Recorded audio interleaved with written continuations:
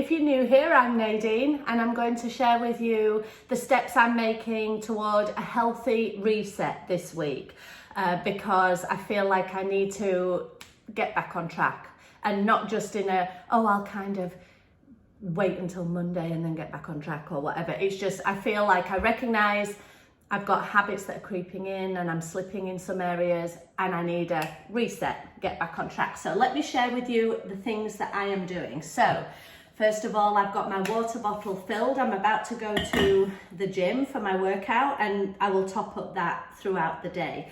Another thing that I've done is to make it really easy to eat lots of fruit. So I've chopped up, I wish I'd have recorded this yesterday when the bowl was full, but I've chopped up melon, grapes, strawberries, and I've put them all in this massive bowl. I had some of that for breakfast this morning, and sometimes I put it into smaller plastic containers where I might take it out and about for a snack. So that makes it easy to snack on fruit.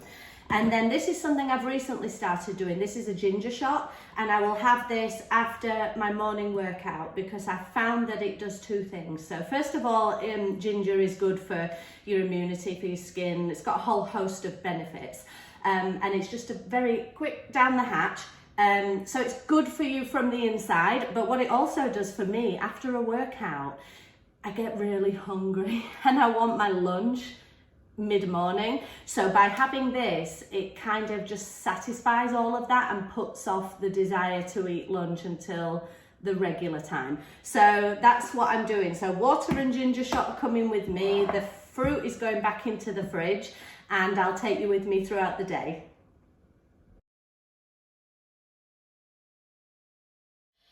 So, healthy reset week. So today is the start of my healthy reset week. And the reason that I feel I need a healthy reset is because I've allowed lately habits to accumulate, what I would say bad habits. So I've allowed them to accumulate in a way that's starting to sabotage myself. Actually, it's not starting to sabotage myself, it is sabotaging myself. And I'm nipping that in the bud right now because I've been down this road before where I have allowed things to creep back in that I'd successfully eliminated. And various habits from, for example, diet soda.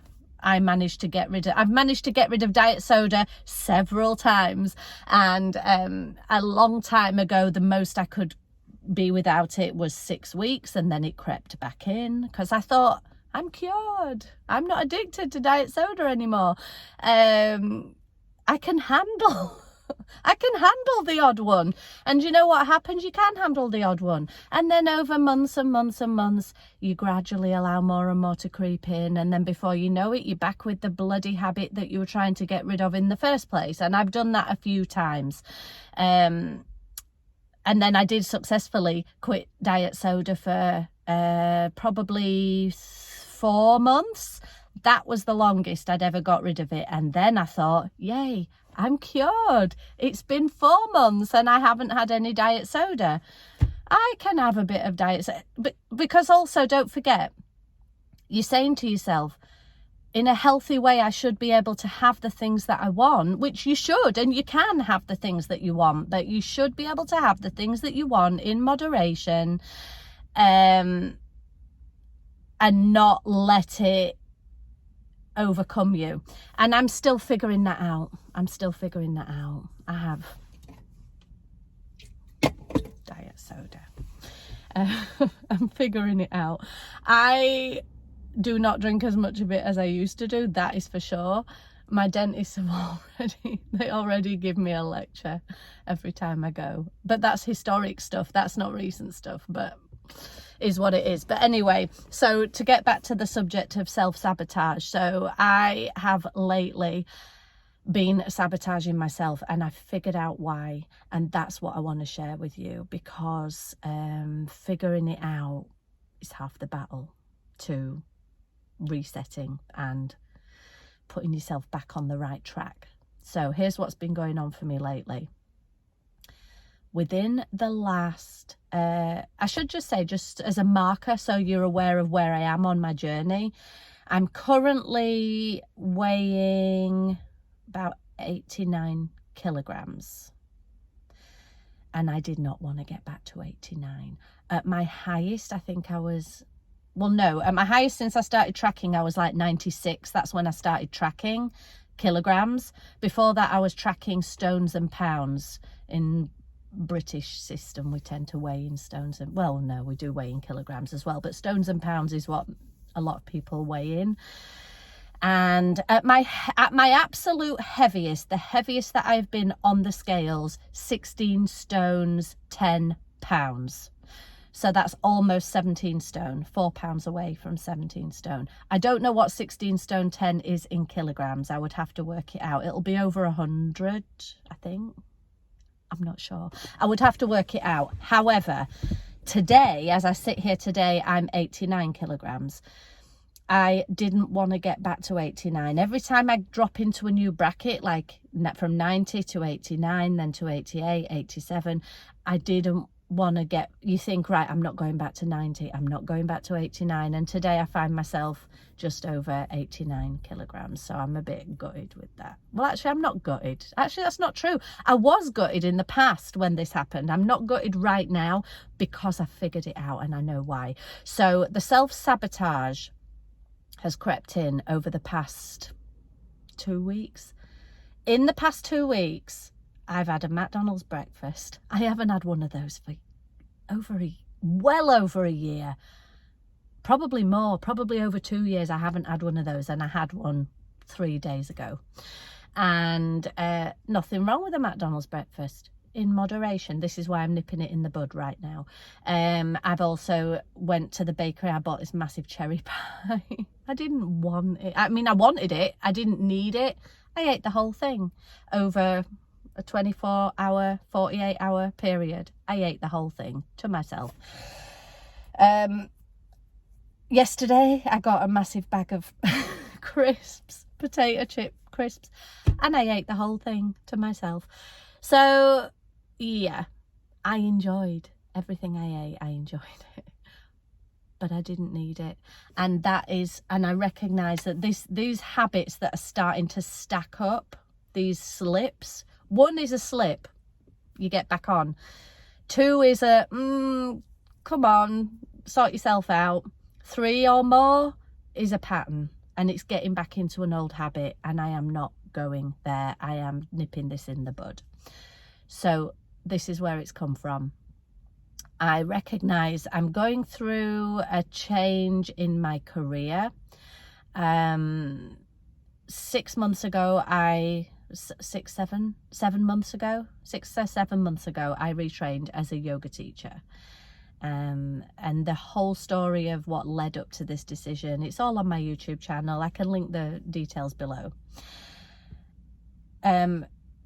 And I was figuring it out, and I am figuring things out. I didn't know if I was headed for a career back to the office world after being at home with my children for the past 17 years and running a business from home as well for 17 years. So I wasn't sure what I was going to do. But anyway, the upshot is I'm now working as a yoga teacher, which is great. And I'm also recording vlogs for YouTube and doing various things online. So that's all great, all exciting. I'm motivated by it. I'm excited by the activities that I'm doing every day. And I'm enjoying the path that I'm on. However, some limiting beliefs have come up and I recognize them. And it's to do with the way I view myself. Nothing to do with the way other people view me, I don't think. Because I learned a long time ago, the way other people view you is not really any of your business. That's down to them. They can view you how they want to view you. They either love you or they hate you, or they're indifferent to you. You can't force anybody to like you. You can't force anybody's will. They're either going to like you or they're not going to like you. And you have to be okay with that. I'm okay with that. I'm sure there are people who don't like me. And if that's the case, no problem. Just go and not like me outside of my vicinity because I'm not interested in engaging or hearing. However, it's not about the way other people think of you, it's the way you think of you. And sometimes I think that we underestimate ourselves and devalue ourselves. Maybe if we could see ourselves the way other people see us, we'd probably be really impressed. And when you're going through a massive transformation,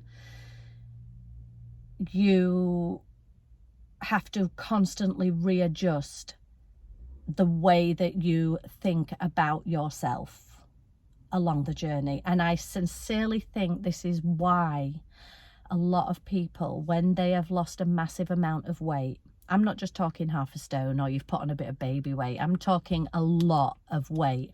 When people have lost a lot of weight, if they haven't, alongside the hard work of losing that weight, if they haven't also readjusted their brain wiring and readjusted the way that they think about themselves, the beliefs they hold about themselves, the way that they show up in the world, being intentional about who they are, if they haven't done any of that inner mindset work, I think that is why a lot of times the weight goes back on, because we all want to be comfortable, don't we? And we rush back to our comfort zone. And even though being right now, this weight that I am right now is a comfort zone for me, it's not comfortable, I don't like it. There is a place that I want to be weight wise and healthy body strength wise, flexibility wise. There's a lot that I'm working on, but I've done a lot of work to get to here, and I am proud of myself for doing what I needed to do to get to here. But I still very much feel I'm halfway through my journey. I'm not fully where I want to be physically yet. And that's not to say that but beliefs about being bigger, I think everybody should embrace the body, and everybody should love themselves the way that they are and love their bodies. But I know for me, I've been overweight my whole adult life, and because of patterns and eating habits and patterns that were established in childhood. And I think that when they're established in childhood, they're bloody hard to get rid of and rewire. But I have managed to rewire a lot of them, just not the I'm still working on that. But in terms of turning it around and working on that self-sabotage, so me adjusting the way that I think of myself in my head, patterns from your childhood, I think, drive who you are right now. So for me, I was always had to be ultra responsible, more responsible for my age than I should have been. Should have been able to be a kid and be goofy, but I wasn't. And as an adult, I'm relied upon a lot by many people, but my dad's dead now, but when he was alive, he relied on me very heavily. My mum relies on me for stuff, but she's great. She tries, I don't mind helping out that, but I mean, my dad did put a lot of burden on me to prop him up, let's say. And so I think with me losing the weight, in my mind, the belief that I formed as a kid was, however misguided this may be, if you're slim, you're a slim, nice, healthy way. If you're a slim and attractive person, you've got it all figured out. That was my belief. Now, that's not true. There are plenty of slim and attractive people who don't have life figured out. Just because you're slim and attractive, it doesn't mean everything is roses and that everything works out for you. I know that. As a logical adult, I know that. But the belief that I set when I was a kid was that was the case. So anybody who was slim and attractive, they've got it all figured out. Now I know that's not true, and I recognize that belief for what it is. That's a limiting belief. However, to get to the sabotage part, I recognize in myself that because of that belief, if you're slim and attractive, you've got it figured out. I whilst in one respect, I want to become slim and attractive, because that's what I want for me, for my health. I want to look good. I want to be strong. I want to be healthy, around for my kids for a long time. But if I'm slim and attractive, I've got everything figured out. And that's not the case. And I'm kind of sabotaging myself so I don't become slim and attractive, so that other people don't think she's got it all figured out, and therefore come to me because I've got it all figured out and dump all their problems on me. This is what I've realized. This was my belief that I was working in. Now, what I need to do to prevent lots of people coming and dumping their problems on me is to set healthy boundaries. I'm sorry, that's not available for me to do right now, or I can't help you with that, or sorry, have you tried this? Whatever. You see, I'm saying sorry. Shouldn't need to say sorry for setting boundaries, but we do, don't we? People pleasing, that's a whole part of the limiting beliefs mindset that I've been working through and still am working through. However, setting boundaries is a way that I can move forward and go for the goal that I want to go for, being slim and attractive, without subjecting myself to my fear, which is everybody will think Nadine's got it sorted, let's go dump all our problems onto Nadine. Now, you might be watching this and think, why on earth would you think that? Nobody's going to dump their problems on you. You might be thinking that, and you'd probably be quite right. Probably majority of people in the world would think that. What on earth are you talking about, love? Nobody's going to do that. But the point is, that is the belief that I formed, rightly or wrongly, within my head. That is the belief that I formed, and you operate in daily life through the beliefs that you formed, your own belief system.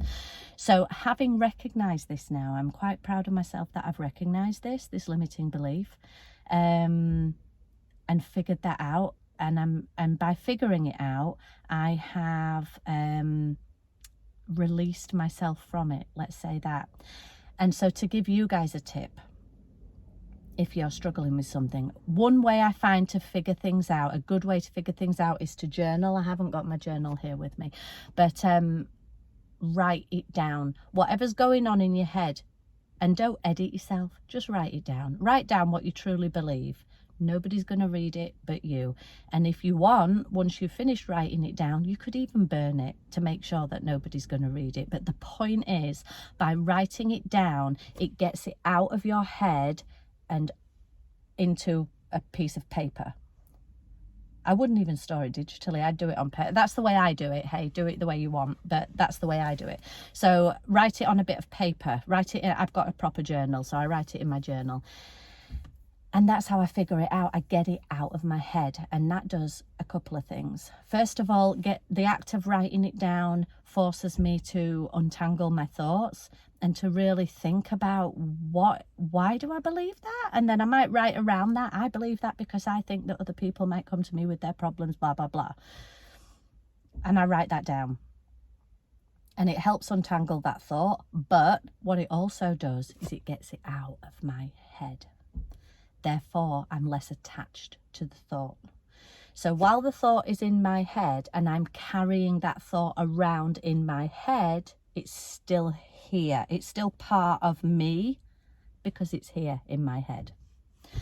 When I write it down, it gets it out of my head onto the paper. It separates. It creates a little gap of distance between me and the belief. And having that gap of distance means that I can then challenge that belief. I can then hold it up and say, is that actually true? Does this really happen when you XYZ? So that's one thing I would say. Journal it out onto a bit of paper and don't worry about people seeing it, because nobody's going to see it. And if you really are that worried, stick it through the shredder or burn it afterwards. So that's one thing. And then leading on from that, the other thing that I do, by shaking out these beliefs, instead of leaving them buried in the dusty closet of your mind, by getting them out onto a bit of paper or just talking. I talk all the time in my car. I'm doing this right now. But just talking. I talk as I'm driving. I talk to the universe. I talk to people who've passed. You know, I'm like, have a conversation with them while I'm driving. How are you doing? You all right up there? I talk all the time in my car. Who cares? I'm in my car, I'm on my own, I can do what I want. So, but by talking and holding up this belief and actually challenging it and thinking, is it really valid? Yes or no? I find that often it loses its grip. It loses its grip on me. Sometimes I might hold up the belief and think, there is a degree of element to that. And then you can objectively think, okay, I'm an adult now, how can I tackle this? But when we don't challenge our beliefs, our internally held beliefs, or figure out where they've come from, what we're effectively doing is letting a kid steer the show, because it's likely that belief you picked up was picked up in childhood for whatever reason, rightly or wrongly. Now, your immature brain, my immature brain, wasn't well-rounded enough to figure out, oh, that was just a blip, that was an aberration, that's not something that happened regularly or whatever. But whatever reason, we formed a belief about it, and that belief has been running the show all these years. So by challenging those beliefs, you're able to figure out if they're true or not. And that is part of this mental readjustment when you're making a massive life change. In my case, weight loss. I've gone from extremely large and I'm working my way down to smaller, and then I've been smaller than this and I've put more weight on, and I've been a bit like this. It hasn't been linear at all. It has taken years. But the point is, I'm enjoying the journey, and I've embedded some habits that are solid, such as my workout, going to the gym. I go 6 times a week, probably 5 to 6 times a week, but I do exercise every day, because on the days when I don't come to my gym, I do teach yoga myself. So there's always exercise going on, but that's a firm habit now. That ain't going anywhere.